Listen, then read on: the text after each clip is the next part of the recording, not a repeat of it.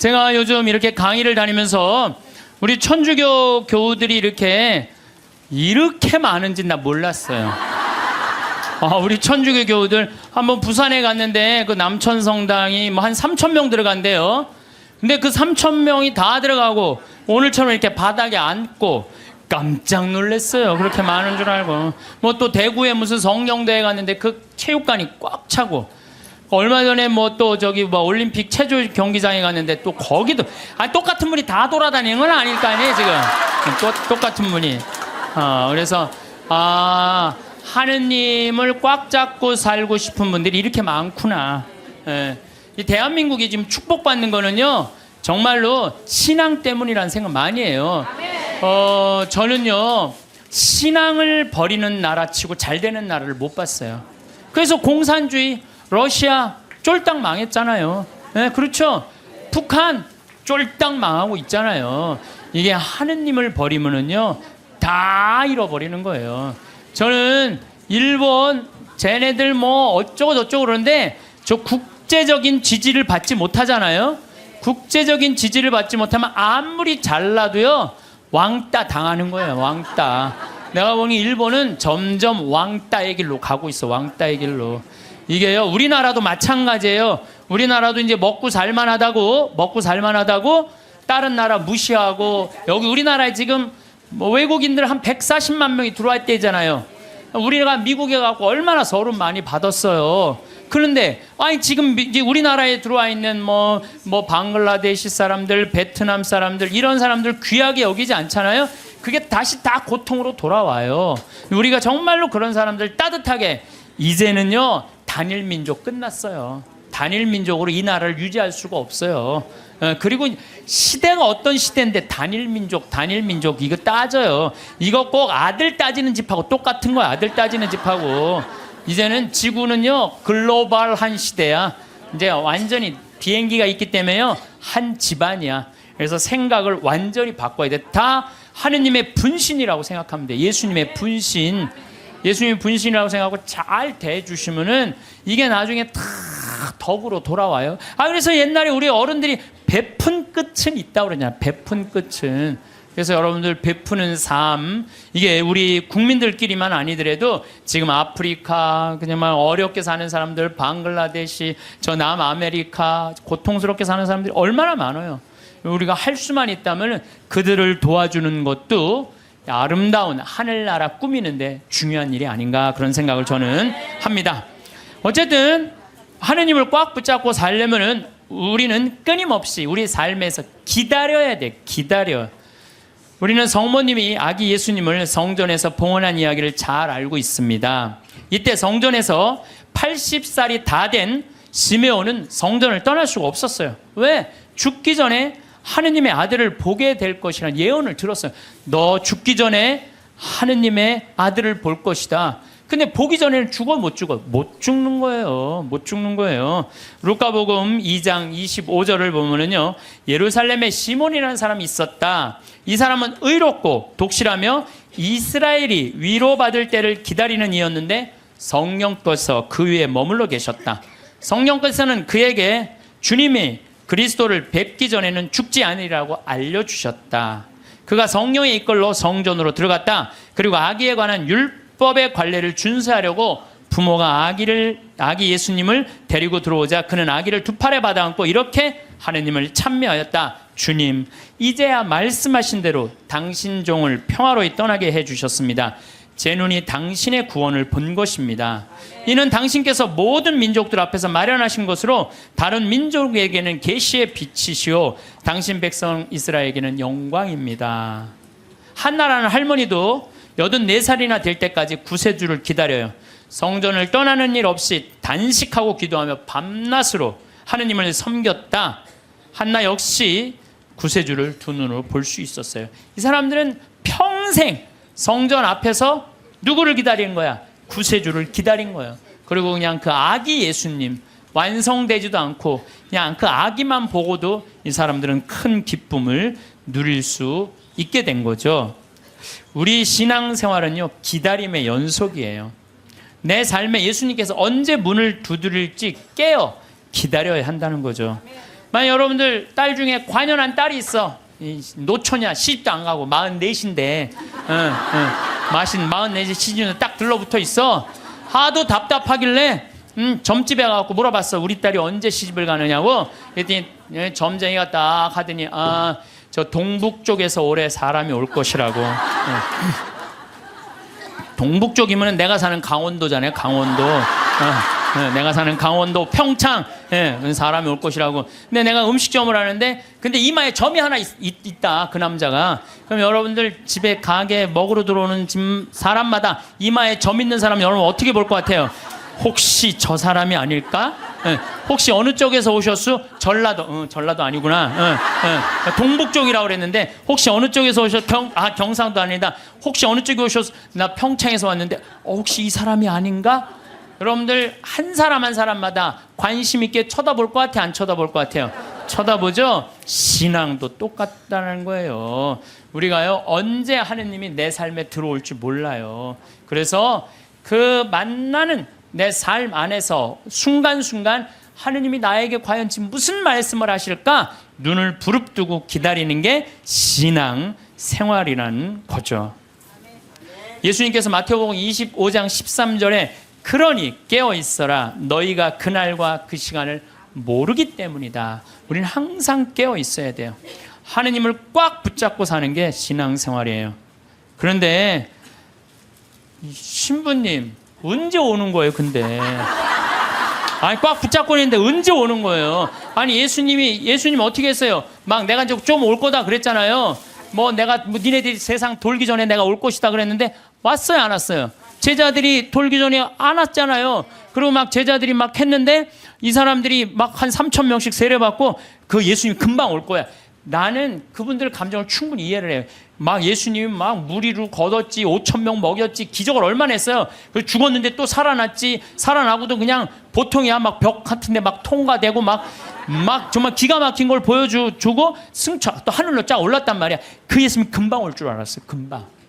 금방 올 줄 알고 자기 있는 땅 막 다 팔아갖고 제자들한테 다 갖다 주고 그랬어요. 막 그리고 또 자기네들도 금방 올 줄 알고 한 3,000명 다 나눠 먹고 완전히 천국과 같은 예수님이 금방 올 줄 알고. 왔어요, 안 왔어요? 안 왔어요. 1000년 때는 또 1000년 왕국 온다고 막 이 예수님 지나고 1000년 때 막 얼마나 그런 게 많이 성행했는지 몰라요. 또 2000년 때 또 막 온다고 막 온다고 그래. 휴거 1992년 10월 26일인가 막 그날 막 한 2,000명인가 막 난 또 진짜 아니 그 사기 당하는 사람 이거 너 저기 1,000만 원 내면 한 달에 92만 원 낸다는 거나 이게 다 동시에 3,000만 하늘로 올라가는 내가 보기엔 똑같아요. 사기 당하는 건 똑같아요. 신앙의 사기도 많아요. 그냥 올라가지도 않았잖아요 그때. 그랬어요, 안 그랬어요? 안 올라가. 2000년이 언제 오는 거야? 온다고 그러더니 예수님. 근데 예수님 안 왔어요? 예수님이요 매일 왔어요. 매일 오셨어요. 예수님이 이제 승천하시고 난 다음에 제일 먼저 상징적으로 온 사람이 누구예요? 사도 바오로잖아요. 사도 바오로가 스테파노 죽을 때 어떻게 했어요? 옷을 들고 있었어요. 옷을 지키고 있었어요. 당시에 사람을 죽이려고 그럴 때 옷을 지키고 있는 사람은요 가장 앞장서는 사람이래요. 사도 바오로 가장 앞장선 사람이야. 스테파노 돌 쳐 죽이려고 그럴 때. 그 다음에 다마스커스로는 아예 내가 그리스도인 잡아 죽이려고 아주 증명서까지 받고 갔어요. 근데 그냥 거기서 그냥 가는 길에 예수님이 한 대 때리죠 라고 말해서 떨어져요. 떨어지면서 예수님이 뭐라고 그래요? 사울아 사울아 왜 너 나를 박해하느냐? 왜? 아니 당신 누구냐고. 네가 박해하는 그리스도인 예수다. 예수님이 우리를 분신으로 생각해야 안 해요? 여러분들 저나 다 예수님의 분신이에요. 그 사울이 3일 동안 눈 멀어갖고 이제 눈이 비늘 같은 게 떨어진다니 정신이 차렸잖아요. 예수님 안 오신 게 아니에요. 바오로 사도한테 왔어요. 재림하신 거예요. 재림하신 거예요. 그러니까 하느님의 섭리는 예수님 승천하고 끝난 게 아니야. 그때부터 성령께서 오신 거예요. 예수님 말씀대로. 내가 가야 누가 온다? 성령이 온다 그랬잖아요. 내가 가야 성령이. 그러니까 성령이 온 세상에서 활동하고 계셔. 그리고 내가 베네딕토 아니야. 베네딕토. 우리 베네딕토 성인 480년 전에 수도원에 기초를 놓으신 분 아니야. 근데 이 베네딕토 성인이 하도 저기 수도원 규칙을 세게 하고 반대하는 신부가 저기 베네딕토 성인이 수비학고라는 곳에 거기서 이렇게 바위에 들어가고 기도했거든요. 거기다 독을 타요. 독을 타갖고 빵 내리는데 그 까마귀가 갖고 날아가요. 그러면서 내가 저분을 하느님이 돌보는구나. 그래요. 하느님의 섭리는요 매 순간 있어요. 내가 이번에 나폴리에 갔어요. 거기에 주교님이 성인이면 야누아리우스라는 주교님이야. 350년경에 순교했는데 그분의 이제 시신이 이제 여기 성인 시신을 우리도 김대건 신부님 그냥 다 온 세상 다 뜯어져 있잖아요. 턱뼈는 신학교가 있고 다리는 미리네가 있고 그냥 성인 그냥 시신. 그래갖고 이제 이 야누아리우스 성인도 막 시신이 떠돌아다니다가 900년에 다시 나폴리로 가요. 나폴리로 갔는데요. 이 놀라운 일이 벌어져요. 5월 첫째 주와 성인이 순교한 9월 19일 날은요. 이 성인의 그 굳은 피가요. 녹아요. 근데 이게 1000년 동안 똑같이 녹는 거야. 이 사람들이 의심이 얼마나 많아. 아무리 이걸 95도가 돼도 평상시에는 안 녹아요. 그럼 온도 때문에 녹는 거 아니냐. 그래갖고 그냥 실험을 또 하고 95도에 안 녹아. 그런데 5월 첫째 주하고 9월 19일 날은 어김없이 녹는 거예요. 이게 이해할 수 없는 일들이 너무너무 많이 벌어지는 거예요. 이게 다 하느님의 섭리. 하도 의심이 많으니까 하느님이 중간중간 삶 안에 있는데도 우리한테 보여주는 거지. 또 내가 제일 좋아하는 프란치스코 성인 1180년에 태어나서 1226년에 돌아가는 프란치스코 성인. 아버지 포목 장수였어요. 너무너무 부잣집 아들이었어. 근데 프란치스코 성인이 어디 전쟁에 갔다가 그냥 감옥 1년 있다가 와갖고 하느님이 그러는 거야. 예수님이 너 내 교회를 일으켜라. 내 쓰러진 교회를 일으켜라. 이 성인이 무슨 말인지 몰랐어요. 그래갖고 일으켜라. 내가 가난한 사람 도와주라는 얘기인가 보다. 아버지 포목 그 옷 훔쳐다가 가난한 사람 다 나눠줘요. 가난한 사람들 다 나눠주니까 아버지가 어떻게 해요? 에? 이놈의 새끼 이거 내 아들 아니다. 내 재산. 아버지 돈밖에 몰랐던 거지. 그래갖고 그냥 그 주교 앞에서 내 아들 이거 아들 안 하는 걸로 그랬더니 프란치스코 옷을 다 그 유명한 장면 있잖아요. 옷을 완전히 벗어서 아버지 앞에 주면서 오늘부터 내 아버지는 하느님이라고.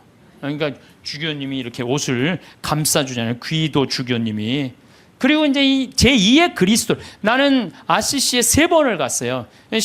우리 프란치스코 성인이 돌아가시기 2년 전에는 오상. 이 오상반. 참, 이 오상이라는 것도요, 특별한 은혜 같아요. 고통스럽게. 근데 프란치스코 성인, 이번에 내가 우리 직원들하고 이제 아시시에 갔을 때 이번에는 또 다른 은혜를 느꼈어요. 다른 때는 장미 그 밭이 있어요. 프란치스코 성인이 성욕을 못 견뎌갖고 장미밭에 굴른 데가 있어요. 근데 그게 지금 800년이 지났는데도 그 자리에는 가시가 안 나는 거예요. 그 자리에는. 그래갖고 또 사람들이 의심이 얼마나 많아요. 그러니까 그 장미를 뽑아서 옆쪽 밭에 하면 가시가 나는데 가시 난 거를 다시 프란치스코 성인이 굴른 자리에 갖다 심으면 안 나. 그러니까 예수님이 그 기가 막힌 마음을 귀하게 여긴 거죠. 그리고 또 프란치스코 성인 보고 따라간 사람이 누구 있어? 글라라. 글라라는 어떻게 했어요? 글라라는 아버지가 장군이었어요. 왕족한테 시집 보내려고 그랬는데 나는 저 프란치스코 성인이 너무너무 정말 존경스럽다. 그런데요, 글라라 성녀는요, 정말로 이뻐요. 키도 크고. 프란치스코 성인 키도 조금 140밖에 안 돼. 145. 그 정도밖에 안 됐다고 그래요. 아주 조그만. 근데 글라라 성녀는 시신에 가보니까 그대로 밀랍을 해놨어요. 글라라 성녀는. 근데 코도 오똑하고요. 정말로 예쁘게 생겨. 프란치스코 성인 진짜 못생겼죠. 나보다 더 못생겼다. 그래. 프란치스코 성인은. 나보다 더 못생겼는데도 이 글라라 성녀는 그 프란치스코 성인의 삶이 너무 거룩한 거야. 그래갖고 그냥 그 이쁜 모습, 그 예쁜 그 수녀, 그 관두고 수녀님 한 거야. 그러니까 동생도 따라왔고. 그러니까 그냥 프란치스코 성인도 아버지도 나중에 어떻게 그 재산 다 팔고 수도자 돼요. 엄마도 수도자 되고. 결국은 다 따라가요. 그러니까 아버지가 장군이나 아버지가 얼마나 박해를, 그 아버지 죽고 엄마도 이 수녀님이 돼요. 그러니까 프란치스코 성인하고 글라라 성녀가 두 집을 다 말아먹었어요. 다 말아먹었어. 수도자로. 응. 그런데 이제 그 이슬람 십자군 전쟁할 때 이슬람군이 와서 수녀원을 전부 다 침공하려고 그래요. 그럴 때 수녀님들이 빨리 도망가자. 근데 글라라 성녀가 그래요. 우리가 어딜 도망가냐. 도망간다고 안 잡힐 것 같으냐, 저 사람들한테. 나한테는 최고의 무기가 있다. 그러니까 이제 이슬람 군인들이 그 끼에라 성당에 딱 오니까 성령께서 어떻게 해요? 성광을, 예수님 성체가 모셔진 성광을 두고 성당 꼭대기 가서 비추잖아요. 빛이 너무 강렬해갖고 다 눈이 멀잖아, 이 사람들이. 그러면서 이 사람들이 뭐라 그래? 여기는 우리가 가면 안 되는 데인 거. 그리고 그냥 지나가잖아요. 이게 다 하느님의 섭리라는 거, 섭리. 근데 여러분들, 우리가 이 일상 안에서 하느님의 일은 늘 벌어지고 있어요. 근데 우리가 눈이 멀은 거죠. 안 보이는 거예요. 또 성체 기적, 이거 우리가 빼먹을 수가 없어요. 여러분들, 성체, 란치아노 성체 기적이 있어요. 이게 인류 우리 교회사에서 첫 번째 있었던 기적이에요. 지금으로부터 1200년 전에 어느 날 바실리오 소속 한 수사 신부가 미사를 드리면서 이게 정말로 여 안에 예수님이 있을까? 이런 의심을 한 거예요. 그래서 이 신부가 의심을 품는데 그 빵과 포도주의 성변화를 위해서 축성을 하는 순간 갑자기 제병에 실제로 살이 변하는 거예요. 동그란 제병이 살로 변하고 포도주가 피로 변하는 거예요. 너무 놀란 신부는 이 사실을 숨길 수가 없어갖고 미사에 참석한 이들한테 보여줘. 옛날엔 다 뒤돌아서서 미사했잖아요. 이거 보여주는 거예요. 이거 예수님이 이게 지금 빵인데 살로 변했다. 성혈이 피로 변했다. 보여줘요. 인간 지방에 다 알려줘. 이게 첫 번째 기적이에요. 예. 근데 이 성당이 어떤 성당이냐면 예수님의 옆구리를 찌른 백부장, 이게 성 론지노라고 기념을 하는 거예요. 그 사람도 성인 회개하고 성인이 됐다는 얘기죠. 그 기념 성당에서 벌어진 거죠. 그래서 이게 역사상 최대의 성체 기적이라는 거죠. 예. 하느님이 의심을 품었던 수사 신부에게 보여준 하느님의 응답이었죠. 역사적으로 성체 기적에 대한 관심이 덜할 때도 있었지만은 란치아노의 신자들은 이 성체를 계속 모시고 있었어. 얼마 동안? 1200년 동안 모시고 있었던 거예요. 1200년 동안. 그런데 1971년에 그 주교들이 이게 진짜 사람 피일까? 진짜 사람 살일까? 과학이 이제 발달했으니까 봉합한 걸 뜯어보자. 뜯어봤어요. 그래서 1970년과 71년에 해부학, 병리, 조지학, 화학 및 임상, 현미학 교수들, 이런 사람들이 모여갖고 그 수도원의 요청에 따라서 검사를 하기 시작했어요. 검사를 해보니까 1200년 전인데 성체는 이 진짜 피고 진짜 살이고, 그 살은 심장 근육에서 나온 살이다. 심장 근육. 우리 예수님 막 이렇게 심장 이렇게 있잖아요. 심장. 우리 예수님이 정말 심장. 그 다음에 살과 피는 인간의 완전한 살과 피다. 그 다음에 살과 피의 혈액형은 동일하다. 이게 나와서 그냥 한 게 아니야. 이게 UN, WHO에도 이게 기재가 돼요. 그래서 7개국의 전문가들이 다시 분석을 해요. 그러면서 이거는 도저히 인간의, 그 다음에 이 보통 평범한 걸로는 벗어난 거다. 인간이 설명할 수 없는 이건 기적이다. 그래서 성체의 신비, 이게 매 미사 때마다 일어나는 거죠. 또 이게 이제 800년에 벌어진 건데 1263년에 독일의 신부, 이 신부도 또 의심한 거야. 베드로 신부. 순례를 가던 중에 볼로냐라고, 이것도 이탈리아예요. 그런데 경건한 신부였는데도 불구하고 축성된 면병 안에 그리스도께서 실제로 계시다는 걸 믿기가 어려웠던 거예요. 경건한 신부였는데도. 그러니까 여러분들 의심하는 거 나도 이해도 돼요. 경건화되는데도 이러네요. 경건화되는데도. 그런데 이가 순교자 크리스티나 무덤 위에 세워진 성당에서 미사를 거행하고 있는데 축성을 하자마자 축성된 면병에서 피가 흐르기 시작한 거예요. 그래서 신부 손가락을 적시고 제대와 성체포를 다 흘러내리죠. 그래서 신부는 당황을 하죠. 근데 당시 교황 우르바노 4세가 그 근처에 와 있었어요. 그래서 내가 의심을 했는데 이게 피가 이렇게 변했습니다. 사면을 해요. 근데 교황 우르바노 이 4세가 그거를 보고요, 성 토마스 아퀴나스 성인한테 이 성체는 그냥 우리가 기념이 아니라 이건 현존이다, 현존. 이 토마스 아퀴나스 성인한테 이 기적을 통해서 기도문을 하라고 그래요. 그게 바로 우리가 그 유명한 성체 창가예요. 여러분들 한 번씩 들어봤죠? 엎드려 절하나이다. 눈으로 보아 알 수 없는 하느님. 두 가지 형상 안에 분명히 계시오나 우러러 배울수록 전혀 알 길 없었기에 제 마음은 오로지 믿을 뿐입니다. 보고 맛보고 만져봐도 알 길 없고 다만 들음으로써 믿음 든든해지오니 믿나이다. 천주성자 말씀하신 모든 것을 주님의 말씀보다 더 참된 진리 없나이다. 십자가에서는 신성을 감추시고 여기서는 인성마저 아니 보이시나 저는 신성 인성을 둘 다 믿어 고백하며 뉘우치던 저 강도의 기도를 올리나이다. 토마스처럼 그 상처를, 이 토마스는 12사도가 저기 예수님 이렇게 나타났다고 그러니까 뭐라 그래, 난 내 손으로 그분 옆구리에 손 찔러보고 못자국 넣어봐야 된다, 그 토마스 얘기예요. 토마스처럼 그 상처는 보지 못하여도 저의 하느님이심을 믿어 의심 안 싸우니 언제나 주님을 더욱더 믿고 바라고 사랑하게 하소서. 주님의 죽음을 기념하는 성사여, 사람에게 생명 주는 살아있는 빵이여, 제 영혼 당신으로 살아가고 언제나 그 단맛을, 성체 단맛을 느끼게 하소서. 사랑 깊은 펠리칸, 이 펠리칸 얘기는 잘 아시죠? 펠리칸이라는 새는 어떻게 해요? 자기 새끼가 이렇게 나무에다 하는 게 아니라 이렇게 모래밭에다가 이렇게 새끼를 하는데 그 독사들이 그 알을 너무너무 좋아하잖아요. 그래갖고 이 새끼들이 그냥 조금만 그 새끼 잡아먹으려고 독사들이 막 물으면은 피가 묽어져요. 그럼 펠리칸이랑 어미새가 와갖고 독사를 다 쫙 죽이고 그 새끼 배를 막 쪄요. 자기 배도 막 짜고, 새끼 배를 쫓는 건 뭐야? 독에 묻은 피가 빠져나가라는 거야. 그래서 자기 맨 부리 앞에 거기에 피를 짜요. 여기 제일 뜨거운 피가 있어. 그래갖고 새끼 입에다가 그걸 넣어줘요. 그러면 이 피가 너무 진해갖고 새나가지가 않는 거야. 그래서 새끼가 다시 살아나는 거예요. 이게 예수님의 사랑이 그거야. 예수님 피를 흘려갖고 우리가 세속의 악마의 독에 물려갖고 정신을 못 차려. 그러니까 우리 다 세속의 독을 다 빼내고 당신의 피를 넣어주는 거. 그래서 그 사랑 깊은 펠리칸, 그 얘기를 하는 거예요. 사랑 깊은 펠리칸 주 예수님, 더러운 저 당신 피로 씻어주소서. 그 한 방울만으로도 온 세상을 모든 죄악에서 구해내시리이다.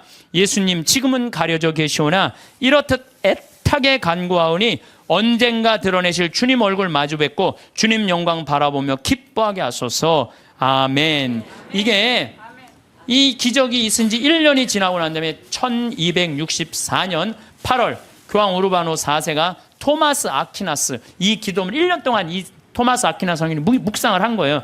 그래갖고 성체 축일이 제정이 된 거예요. 이 기적을 통해서. 그래서 여러분들 성체 성결 대축일 기념하잖아요. 이게 이런 사연으로 생겨난 거예요. 이런 사연으로.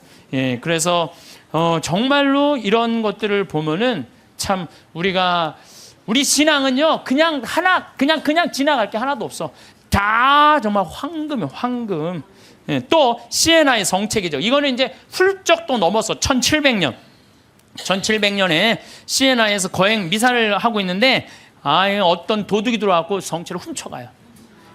그때는 옛날에는 우리 성체를 어떻게 했어요? 성체 영화로 갈 때 침 뱉으면서 성당 갔어요. 퇴퇴퇴. 왜? 거룩한 성체 영화인데 침 넘어가면 안 된다고. 퇴퇴퇴 뱉으면서 갔어요. 그리고 몇 시간 전에 공복제 24시간 하루 종일 굶었어요. 요즘은 30분으로 줄어들었지만 세상 좋아졌어요. 그래서 옛날에 그 왕림성당 125주년 한다고 그러는데 그 왕림성당에 그 동네 사람들이 다 갈 때요, 너무 배가 고파고 하루 공복제를 지켜야 되니까 물 먹고 간 거, 물 먹고 시내 물 먹고, 그리고 이 태태태 침 뱉고 성체 깨끗하게 모신다고. 그런데 옛날에는 성체가로 떨어지는 것도 무서워서 쟁반 가지고 어떻게 했어요? 다 바쳤잖아요. 그러면 혀로 하면은 쟁반, 그것도 나 어렸을 때 복사해갖고 그 쟁반, 난 또 주교자 성당에서 쟁반 대갖고 복사할 때 죽어. 한 1000번 이렇게 하고 나면요, 올 때마다 여러분들은 아멘 혀로 내밀었잖아요. 기억나요? 네. 그러니까 그 성체도 다시 다 쟁반하면은 제대해서 다 닦았다고요. 그런데 이 성체를 잊어먹었다, 난리 난 거예요. 그래갖고 그냥 신부들이 그냥 그거 하면 무릎 꿇고 24시간 동안 주교님한테 혼나고 그랬거든요, 옛날에. 근데 이 성체를 도둑 맞았으니 이게 어떻게? 난리가 났는데 3일이 지나서 소년 성가대가 거기에 쌀독, 가난한 이들한테 하는 그 쌀독에서 찾아내요.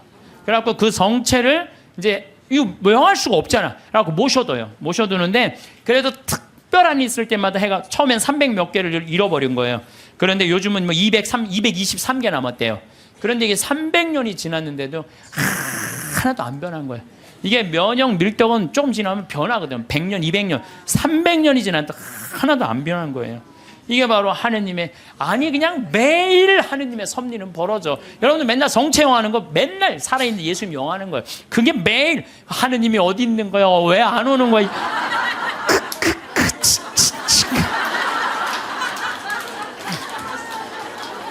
그래서 제가 자료를 좀 찾아봤어요. 그랬더니 이 성체에 대한 기적, 이런 기적이 이렇게 많아요. 이게 내가 평화방송에 부탁했어요.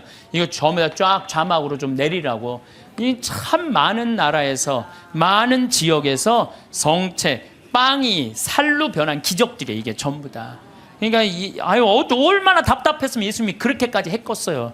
얼마나 믿음이, 이게 이 정말 없는 백성들, 예수님이 그렇게 해서 믿음을 강조한 거예요. 그래서 여러분들은 하느님은요, 그냥 뭐 어디 멀리 있는 게 아니에요. 내 삶 안에 지금 이 자리에서 현존하시는 분이 하느님이라는 거예요. 그리고 내가 제일 좋아하는 성모님, 우리 성모님 발현 봐봐. 과달루페 성모님. 과달루페 1531년 12월 9일 57세 요한 디에고한테 나타나잖아요. 그래갖고 내 성당을 져라. 그러니까 주교님한테 가서 얘기하라고 그러잖아요. 주교님한테. 그래서 주교님 성당을 지뢰는데요. 그러니까 주교님 미친놈 취급하잖아요. 여러분들도 저기 남반산 가는데 성모님이 나타나갖고 여기 염주교님한테 그 성당 남산에 지라고 들었어요. 그래갖고 염주교님한테 저 성당 지뢰는데, 그럼 여러분들 바로 어떻게 할까요? 꽃꽂은 여자 치고 바로 하잖아요. 꽃꽂은 여자.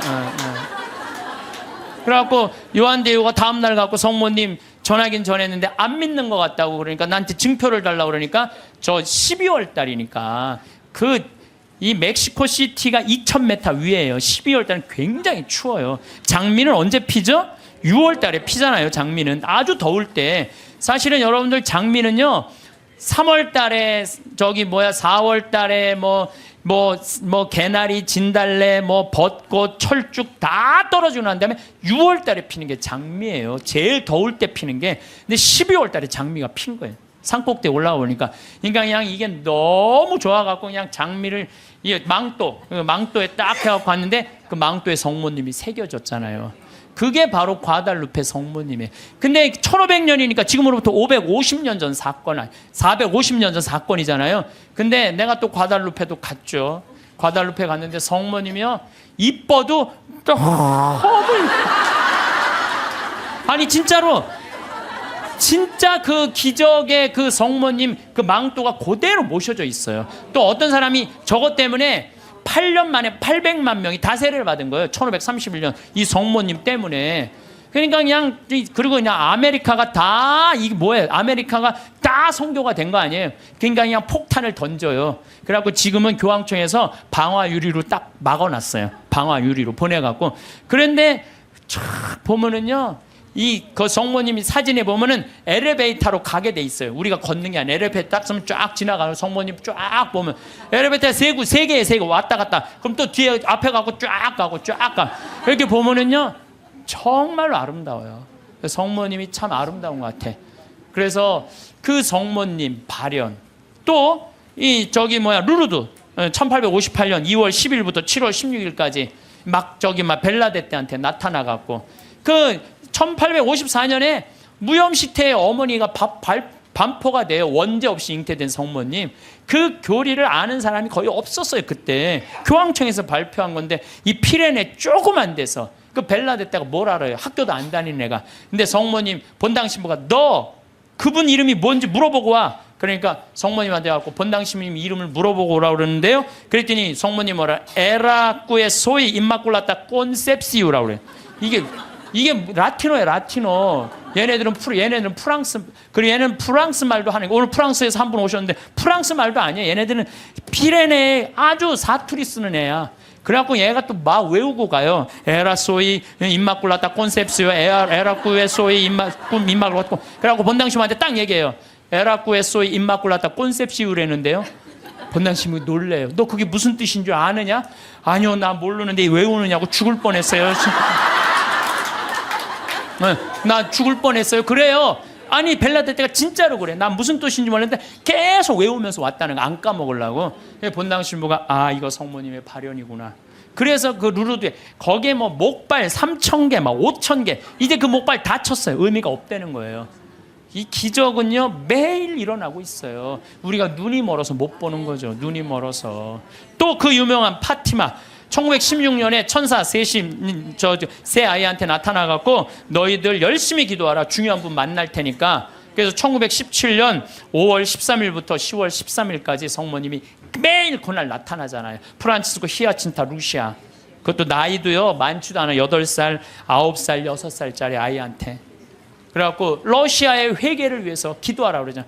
나는 내가 포르투갈에 가서 정말 어처구니가 없더라고요. 왜 어처구니가 없느냐면은 포르투갈은 유럽의 맨 끝에 있어요. 거기 나가면은 거기 바다야, 바다. 파티마는 거의 맨 끝에 있어요. 그러니까 콜럼버스가 거기 나가면 죽는 줄 알고 있던 사람들 거기 맨 끝에 있는데, 러시아는 포르투갈을 지나고 스페인을 지나고 프랑스를 지나고 독일을 지나야지 러시아가 있어요. 근데 얘네들이 뭐라고 그러냐면 메시지를 받아갖고 러시아 회기를 위해서 기도하라고 얘기를 해요. 기가 막힌 거죠. 그 깡촌에서. 근데 내가 이거 좀 자료를 뽑아왔는데 성모님도 참 내가 보니까 아니 10월 13일 날 12시에 나타난다는데 안 나타나요. 안 나타나.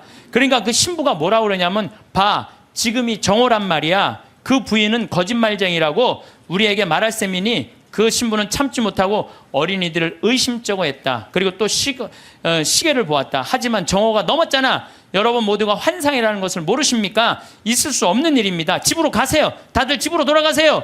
라고 이 신부가 다 가라고 그래요. 12시에 발언한다고 그랬는데 안 오니까. 근데 성모님이 1시에 오세요. 나는 내가 성모님한테 불만이 그거야. 12시에 오기로 했으면 12시에 와야지. 왜 1시에 오냐, 1시에. 약속을 왜 애들을 괴롭히냐 이거야. 그런데 여기 사진도 있지만은요, 그 7만 명이 그 기가 막힌 오묘한 변화를 15분 동안 체험한 거예요. 15분이 지나고 난 다음에 이틀 동안 진흙이 됐던 땅이 완전히 마르고 7만 명 젖은 옷이 완전히 마르는 정말로 기가 막힌, 사진 기자들도 다 있어요. 사진도 다 있고.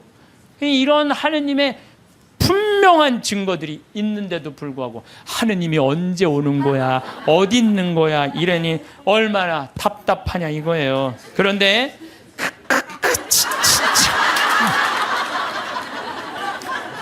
근데 제가 여러분들한테 오늘 특별히 소개할 분은요, 과달루페 성모님도 아니고 루르드 성모님도 아니고 그 다음에 파티마 성모님도 아니에요. 오늘 여러분들한테 특별히 소개할 성모님은 르완다 성모님이에요. 르완다 성모님은 1981년 11월 21일 고등학교 16살짜리 여자의 알퐁신 무무레케라는 애한테 발현을 하세요. 르완다라는 나라는요, 제가 이번에 잠비아 가면서도 자세히 봤어요. 정말로 키베오 호수라고 아주 조그만 나라. 르완다는 1992년 3, 4년에 100만 명 학살한 그렇게 해서 여러분들 들은 나라예요. 그런데 이때 성모님이 나타나고 이 학살을 미리 예언을 해요. 회개하라고. 근데 이 아이는 너무 외로웠어. 자기가 너무 힘들었어. 그래서 성모님한테 뭐라고 그러냐면은 성모님 나 너무 힘들어요. 외로워요. 그러니까 성모님이 나타나요. 그래서 나는 너를 위로하러 하늘에서 왔다 하시면서 메시지를 전해주길 바래요. 혹시 여기 계신 분들 외롭고 힘든 분들 많을 거예요 아마. 어디 가서 찾아 성모님한테 나를 위로해달라고 그러면 성모님이 위로해 주실 거예요. 이 성모님이 나타나는 동안 그 아이의 표현이 그래요. 너무 아름다운 부인이 나타나는데 얼굴이 까만색인지 하얀색인지 모를 정도로 하여튼 환상적으로 아름다웠다는. 그리고 다리가 안 보이는데 빛이 쫙. 모든 아이들의 발현이 다 그래요. 예. 그래서 사제가 성모님 발현이 하여튼 신부들이 문제야. 보면 다 반대하는 게 신부들이야. 신부들이 성모님 발현이 어디 있느냐면서 요즘 말하면 학교 짱한테 걔를 박해하라고 그래요. 라고 학교장이 무지하게 박해를 해요. 마리 끌레르라는 아이가, 얘가 성모님이 막 발현하면 혼이 나갔을 때 머리카락을 막 잡아당겨요. 발현할 때. 그리고 막 손가락을 꺾고 힘껏 꼬집고 귀에 대다고 소리를 막 질러. 그러는데도 얘는 그걸 몰라요. 발현 때는. 그 거의 탈원 상태에 들어가 자기를 괴롭히는 걸 모르는 거죠. 근데 1981년 1월 12일에 성모님께서 두 번째 학생한테 발현하세요. 17살 먹은 아나탈리 무카마진 파카. 이름이 무지하게 어려워요. 하여튼. 아나탈리 무카마진 파카한테 나타나요. 이 학생은 굉장히 신심이 두터운 학생이에요. 매일 수업 전에 묵주기도 하고 쉬는 시간에 성서 읽고 완전 우리 신학교 때처럼 얘 살았어 보니까. 근데 이 아이한테 성모님이 나타나고 메시지를 빨리 회개해야 된다. 이 르완다라는 나라는 그 메시지를 좀 큰 고통이 올 것이다 라는 메시지를 전해줘요. 근데 제일 놀라운 거는 이 마리 끌레르 막 꼬집고 꺾고 머리끄댕이 끌어당기는 한테 성모님이 보기에도 너무 했나 봐. 얘한테 나타나요. 얘한테 1982년 3월 1일 날 두 소년을 괴롭히던 마리 끌레르에게 나타나요. 나타났을 때 얘가 너무 아름다운 부인이 자기한테 찾아왔을 때 환시를 부정합니다. 왜? 자기가 박했잖아. 애들 둘을 괴롭히고. 예. 이 10대 소녀는 자신이 조롱하고 공격했던 두 소녀가 자기를 속이는 거라고, 성모님이 나타나 속인 거라고 확신해요. 속인 게 아니라 자기가 미쳤거나 악마에 사로잡혔다고 생각을 해요. 그러나 성모님의 안심시키는 목소리로 마리 끌레르는 완전히 사람이 변해요. 그러니까 그동안 미안했다고 눈물을 하면서 이 두 소녀와 함께 이 세 소녀는 성모님의 이게 내가 왜 여러분들한테 말 교황청 인정이 떨어졌어요. 교황청에서 그건 확실한 성모님 발현이다. 근데 사실은 여기에 더 놀라운 거는 셰가타샤라는 남자아이예요. 이 남자애한테 누가 나타나요? 예수님이 나타나요. 예수님이. 근데 문제는 얘는 성당에 안 다니는 애예요. 뭐 성당에 안 다니는 사람한테도 많이 나타나요. 그래서 저는 이게 이제 평화방송에도 나가겠지만 가끔 이런 얘기를 해요. 우리 교회에만 구원이 있다 이렇게 말하는데 그거는요 모르는 소리예요. 아니 그럼 얘한테 나타나지 말아야지. 그렇지 않아요? 그런데 이 동네는 아예 예수님을 모르는 동네예요. 그리고 여러분들 아프리카 가봤어? 안 가봤으면 말을 하지 마세요. 아프리카는 우리가 생각하는 것처럼 전선이 있는 것도 아니고 방송이 있는 것도 아니에요. 그러니까 내가 밤에 한번 다녀봤는데 진짜 이 사람들이 차가 없으니까 다 걸어 다녀요. 나 저 경상도 시골에서 살 때 그 어렸을 때 가면 막 귀신 나온다 불빛 막 이상한 불빛 그거하고 똑같아 지금도. 그러니까 시골은요 완전히 차단된 데야. 거기는 성당도 없고 교회도 없고 아무것도 없는 애야. 얘는 학교도 안 다니는 애야. 성당이 예수님이 뭔지도 모르는 애야. 이 예수님이 나타나고 성서에 대한 얘기 다 해주고 사도신경 다 알려주고 그 다음에 나는 이 셰가타샤한테 예수님이 해준 말이 너무 마음에 들어서 여러분들한테 얘기를 해줘요. 모든 사람에게 말하여라. 성경을 읽고 내가 한 말을 찾아보아라. 그러니까 여러분들 제가 이 교우들한테 안타까운 게 뭐냐면 신앙생활 할 때 보면 막 특별한 뭐가 나오기를 바라는 분들이 있어요. 그런 거 없어요. 특별한 게 어디 있어요? 내 손에서 뭐가 나오길 바라는데 내 손에선 아무것도 안 나와요. 내 손에선 아무것도 안 나와요. 그런데 특별한 게 아니에요. 예수님이 강조하는 건 성서 2000년 전에 예수님이 와서 하신 말씀을 보라는 거예요. 그 안에 다 들어있어. 모든 우리의 답답한 거 궁금한 거 어디에 다 들어있어? 성서에 다. 그러니까 모든 사람에게 말하여라. 성경을 읽고 내가 한 말을 찾아보아라. 내가 예전에 한 말을 모두 믿고 그대로 살아라. 아멘. 최후 심판 날에는 이중적인 의미가 있다. 각자에게 심판의 날은 곧 죽음의 날이다. 전 인류에게 있어서 최후 심판 날은 나의 재림날이 될 것이다. 어떤 날이든 그날은 모든 사람이 하느님을 더 가까이. 이게 멸망이 아니야. 여러분들 최후 심판, 재림 이걸 멸망으로 하는데 멸망이 아니에요. 완성이에요. 완성. 우리 신부님이 말씀하신 오메가 포인트라는 거예요. 완성으로 간다는 거예요. 그러니까 인류는요 지금 완성으로 향해서 가는 거예요. 인류가 망할 것 같아. 2000년 전, 1000년 전에 비하면요 지금처럼 건강한 적이 없어요. 지금처럼 전쟁이 없는 적이 없어요. 지금처럼 건강한 적. 여러분들 생각을 해봐. 200년 전에 이 중에 70%는 다 종으로 살았어요. 사람 같지도 않게 살았어. 이 중에는. 그렇죠? 양반 비율이요. 충청도가 제일 많았는데 15%였어. 15%. 나머지는 다 평민, 상민, 종으로 살았어. 나머지는 다. 그러니까 지금 여러분들 시대가 좋아서 종이 어딨어. 그렇지 않아요? 굉장히 건강해진 거예요. 긍정적인 눈으로 바라보셔야 돼. 또 요즘 아주 1968년 이탈리아 로톤도의 비오 신부님. 이 신부님 책을 한번 사서 읽어보세요. 정말로 하느님의 섭리가 그대로 드러나신 신부님이 이 비오 신부님이에요. 비오 신부님은요 정말 오상, 평생 오상 받았어요. 근데 이 신부님도요 이 오상이 싫었던 거야. 왜? 이게 사람이 자꾸 이렇게 쳐다보고 막 와서 확인하고 그러니까. 그래서 처음에 감춰요. 막 붕대로 싸요 오상을. 그러다가 하다 안 되니까 오상을 드러내 놓으셔요. 그러니까 사람들이 너무 많이 모이니까요 또 위에서 또 반대해요. 너 미사하지 말고 고해성사하지 말라고 혼자 해라고 순명을 하세요. 이 신부님이 정말 생기기도 이 신부님은 잘생겼어. 아주 잘생긴 신부님인데, 그리고 의사들이 붙어요. 왜? 50년 동안 오상을 입었으니까 이게 병으로 오염되지 않을 거나 계속. 그런데도 오염되지 않은 채로 50년을 가고, 이게 비오 신부님이 물어봐요. 나 이거 언제 끝나느냐고. 너 죽는 날 끝난다. 그런데 놀랍게도 신부님이 돌아가시는 날 이게 싹 치유가 돼요. 돌아가시는 날. 예. 이게 뭐 살아있는 하느님의 증거죠. 하느님께서는요 끊임없이 활동하고 계셔요. 우리가 깨어 눈을 부릅뜨고 하느님의 활동을 기다리지 않아서 그렇죠. 시메온처럼요 애절한 마음으로 하느님의 손길을 느끼려고만 한다면 수도 없는 하느님의 섭리를 여러분들은 느끼실 수 있을 거예요. 아 좋아, 내가 지금 오늘부터 하느님하고 살 거야.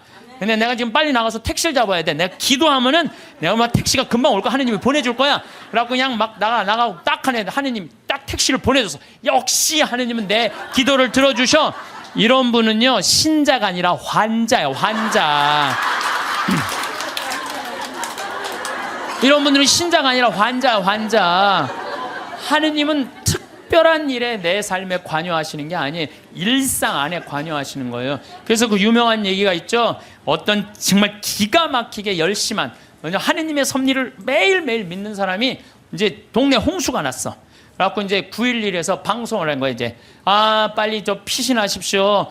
지금 위험하니까 빨리 피신하십시오. 그랬더니 이 사람은 그러는 거야. 나는 하느님이 와서 구해줄 거다. 홍수가 와도 노아가 그 홍수가 났을 때 하느님이 구해줬듯이 나는 구해줄 것이다. 근데 이제 다 피했는데 이 사람은 안 피한 거야. 그래갖고 보트가 왔어. 보트가 와갖고 빨리 타시라고. 그랬더니 나는 하느님이 구해줄 건데 이 보트에 이 많은 질문 어떻게 신을 하느님이 완벽하게 구해줄 테니까 니네들 가라. 그럼 얼마나 버팅겼는지 그 보트가 못 구했어요. 그러고 난 다음에 이제 또 물이 차고 지붕까지 했네. 지붕에 올라가고 헬기가 왔어. 헬기가 빨리 타라고. 이거 안 타면 이거 죽는다고. 걱정하지 마. 하느님이 와서 구해줄 테니까 당신 가라고. 마지막 이 사람 죽었어요. 죽어갖고 하느님한테 따졌어요. 하느님 왜 나를 안 구해주러 왔느냐. 노아, 내가 그렇게 애절하게 기도했는데도. 그랬더니 하느님이 어이가 없다는 듯이 무슨 소리냐. 나는 너한테 3번 보냈다. 한 번은 방송으로 보내고, 한 번은 배로 보고, 한 번 헬리콥터까지 보냈다.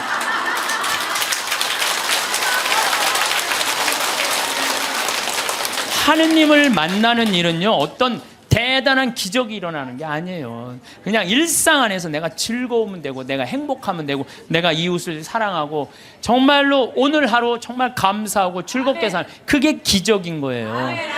무슨 로또가 그냥 밤에 번호를 짝짝짝짝 알려줘갖고 내가 로또가 된다. 그건 환자예요. 환자. 신자가 아니라. 그래서 여러분들 가장 위대한 기적은 뭔지 아세요? 매일 미사의 성체 기적이에요. 예수님이 그 온 우주의 하느님이 내 몸 안에 들어오는 거예요. 얼마나 가슴 떨리는 일이에요. 얼마나 설레는 일이에요. 그렇지 않겠어요?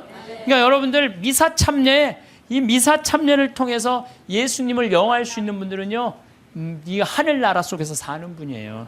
그래서 제가 지난 1, 2, 3회에 대해서도 뭐라고 말씀을 드렸냐면, 이 예수님은 지금도 우리 삶 안에서, 내 삶 안에서 관여하고 계신다. 하느님만 꽉 붙잡고 살면은 하늘나라 경계 없다. 이 세상. 그래갖고 내가 정말로 열심히 사는다는 가슴에 뭐가 있어? 여건이 있어. 믿음이 굳건한 사람들은 가슴에 여건이 있어. 하늘나라는 요즘은 다 비행기 보낸대요. 비행기 딱 탈 때 여건 심사할 때 뭐만 내면 돼? 여건 딱 내고, 어떻게 싹 웃으면서 죽을 때 나 1조 이거 어떻게 하면 좋아? 발버둥 치지 마시고 죽을 때 통장에 500만 원 딱 남기고, 자, 이 세상 나는 이제 그리던 하늘나라 떠난다. 여행 탈 때 비행기 타면 막 가슴이 설레잖아요. 죽는 것도요, 설레는 일이에요. 죽는 거 설레는 일 아니에요?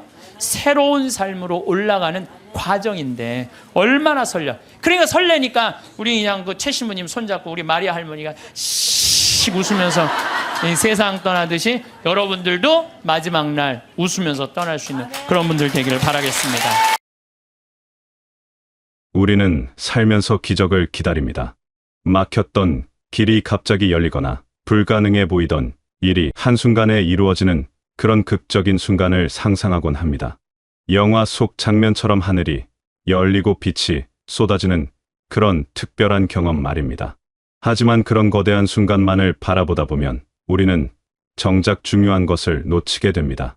진짜 기적은 화려한 포장지 속에 담긴 것이 아니라 평범한 일상이라는 상자 속에 조용히 자리하고 있기 때문입니다.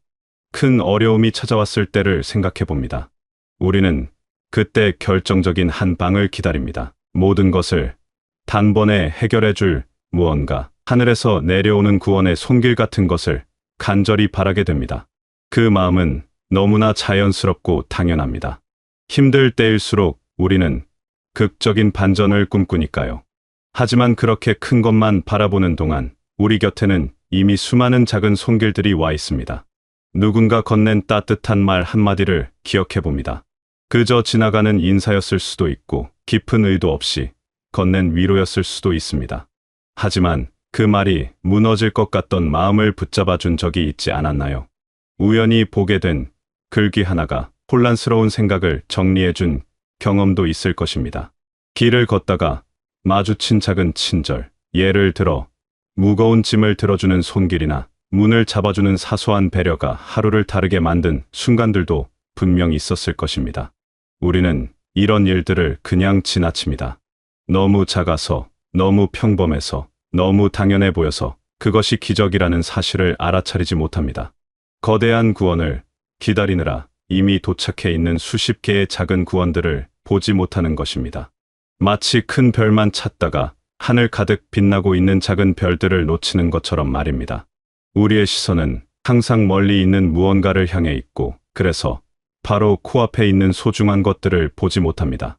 때로는 누군가의 짧은 전화 한 통이 외로움을 덜어주기도 합니다. 장을 보러 나갔다가 마주친 반가운 얼굴 하나가 하루를 밝게 만들기도 합니다. 텔레비전에서 우연히 본 한 장면이 오래 품고 있던 고민의 답을 주기도 합니다. 이런 작은 순간들이 모여서 우리를 지탱해주고 있는데 우리는 이것들을 너무 하찮게 여깁니다. 정작 필요한 것은 이미 주어져 있는데 우리는 더 큰 무언가를 찾아 헤매고 있는 것입니다. 그렇다면 우리가 놓치고 있는 진짜 기적은 무엇일까요? 그것은 바로 당연함이라는 이름으로 숨어 있습니다. 아침에 눈을 뜨는 것부터 생각해 봅니다. 매일 반복되는 일이라 특별할 것 없어 보이지만 오늘도 새로운 하루를 맞이할 수 있다는 것은 실은 엄청난 일입니다. 숨을 쉬는 것도 마찬가지입니다. 의식하지 않아도 들이쉬고 내쉬는 이 당연한 행위가 사실은 우리 몸속 수많은 세포와 기관이 완벽하게 협력하며 만들어내는 경이로운 결과입니다. 식사를 할 수 있다는 것도 생각해 봅니다. 누군가와 함께 밥을 먹으며 이야기를 나누는 그 시간이 얼마나 소중한지 우리는 잘 모릅니다. 음식을 씹고 맛을 느끼고 배를 채우는 이 단순해 보이는 행위 속에는 땅과 햇빛과 비와 수많은 사람의 손길이 만들어낸 결과가 담겨 있습니다. 그리고 그것을 누군가와 나눌 수 있다는 것, 함께 앉아 시간을 보낼 수 있다는 것은 그 자체로 축복입니다. 한 끼 식사 안에도 이렇게 많은 기적이 숨어 있습니다. 미소 지을 수 있는 마음도 그렇습니다. 누군가를 향해 웃을 수 있고 좋은 감정을 나눌 수 있는 이 능력이 얼마나 귀한 것인지 생각해 봅니다. 아픔 속에서도 작은 기쁨을 발견할 수 있는 힘, 어려움 속에서도 누군가에게 따뜻함을 전할 수 있는 여유, 이런 것들이 모두 기적입니다. 우리는 이것을 당연하게 여기지만 사실 이보다 더 놀라운 일은 없습니다. 걸을 수 있다는 것, 볼 수 있다는 것, 들을 수 있다는 것, 생각할 수 있다는 것. 이 모든 평범한 일들이 사실은 극적인 어떤 사건보다 더 경이로운 삶의 섭리입니다. 우리 몸은 매 순간 수억 개의 작은 기적들을 일으키며 작동하고 있습니다. 심장은 쉬지 않고 뛰고 뇌는 끊임없이 정보를 처리하며 면역 체계는 보이지 않는 곳에서 우리를 지켜줍니다. 이것이 기적이 아니면 무엇이 기적이겠습니까? 계절이 바뀌는 것도 생각해 봅니다. 봄이 오면 꽃이 피고, 여름이 오면 나무가 무성해지고, 가을이 오면 열매가 익고, 겨울이 오면 모든 것이 쉬어갑니다. 이 순환이 수천 년 동안 어김없이 반복되어 왔다는 사실이 놀랍지 않습니까?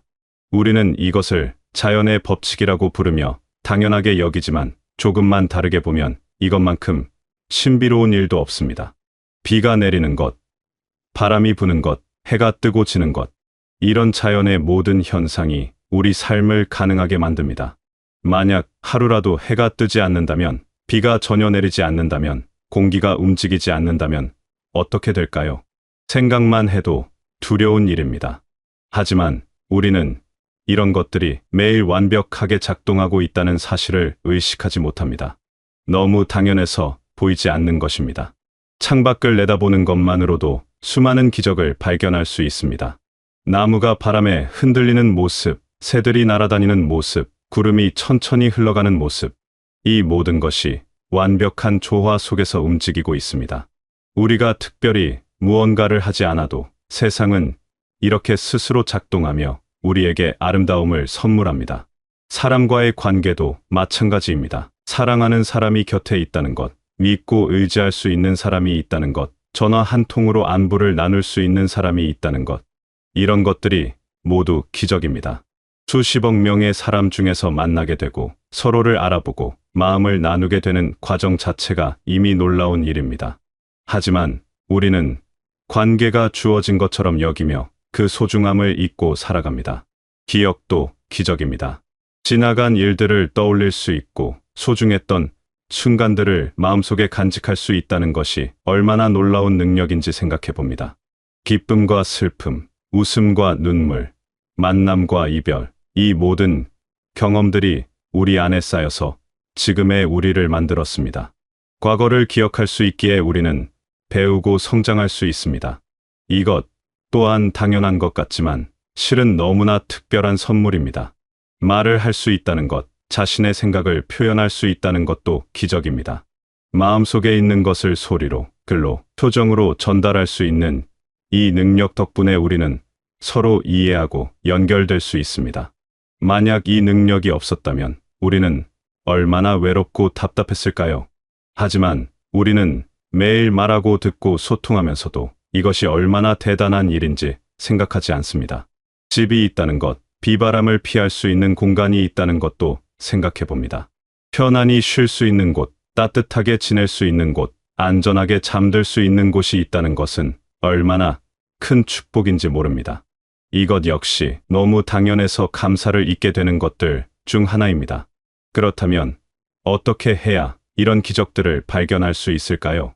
기적은 일어나는 것이 아니라 발견하는 것입니다.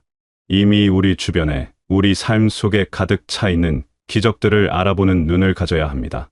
그 열쇠는 바로 감사입니다. 당연하게 여겼던 것들에 고마움이라는 이름을 붙여줄 때 우리의 평범한 일상은 비로소 빛나기 시작합니다.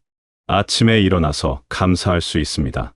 오늘도 하루를 시작할 수 있음에 감사하고, 건강한 몸에 감사하고, 잠을 잘 수 있는 편안한 공간이 있음에 감사할 수 있습니다. 식사를 하면서 감사할 수 있습니다.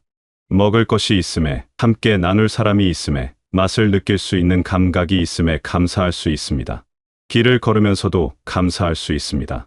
두 다리로 걸을 수 있음에, 아름다운 풍경을 볼 수 있음에, 신선한 공기를 마실 수 있음에 감사할 수 있습니다. 감사는 단순히 좋은 일이 있을 때만 하는 것이 아닙니다.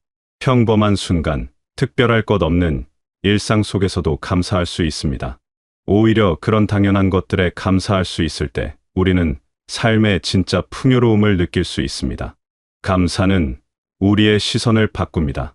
부족한 것을 보던 눈이 가진 것을 보게 되고, 잃은 것을 세던 마음이 남아있는 것을 세게 됩니다. 이렇게 시선을 바꾸면 우리 삶은 완전히 달라 보입니다. 똑같은 하루인데도 전혀 다른 의미로 다가옵니다. 평범했던 순간들이 소중하게 느껴지고, 무심코 지나쳤던 일들이 특별하게 보입니다. 이것이 바로 기적을 발견하는 삶입니다.